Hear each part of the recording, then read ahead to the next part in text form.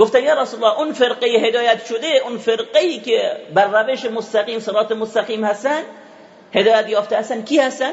فرمودن ما انا علیه اليوم و اصحابی و رضیت لكم الاسلام. ما انا علیه اليوم و اصحابی. این حدیث توضیح چه حدیث، چه آیه‌ای هست؟ همین و رضیت لكم الاسلام. ما انا علیه اليوم و اصحابی. راه هدایت میخوای باید چه راه روشی باشه؟ راه روش من و اصحاب من.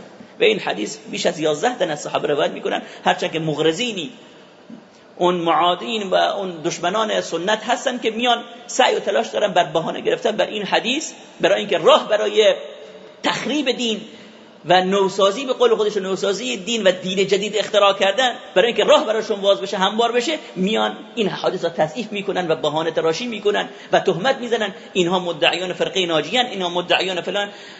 خداوند در قرآن ناجیه و غیر ناجیه گذاشته. خداوند در قرآن ناجیه و غیر ناجیه گذاشته، هدا و غیر هدا گذاشته. فاولئک الذین هداهم الله فبهداه مقتدی. هدایت شدگانی گذاشته که هدایت شدن و کسانی هم اهل گمراهی و اهل الحاد و اهل انحراف مثل ابلیس، فرعون، کسانی رهرو به راه اینها هستن. انشاءالله که بحثشون خواهد اومد.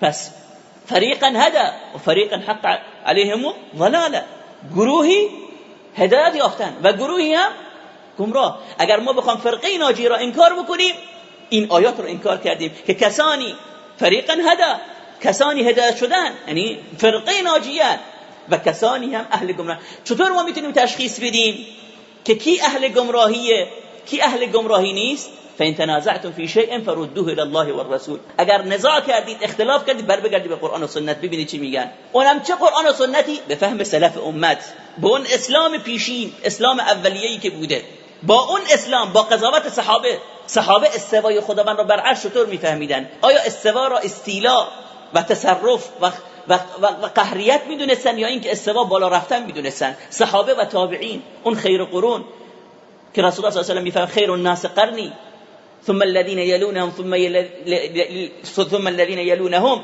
اونها چطور فهمیدن؟ اونهایی که بهترین امت بودن.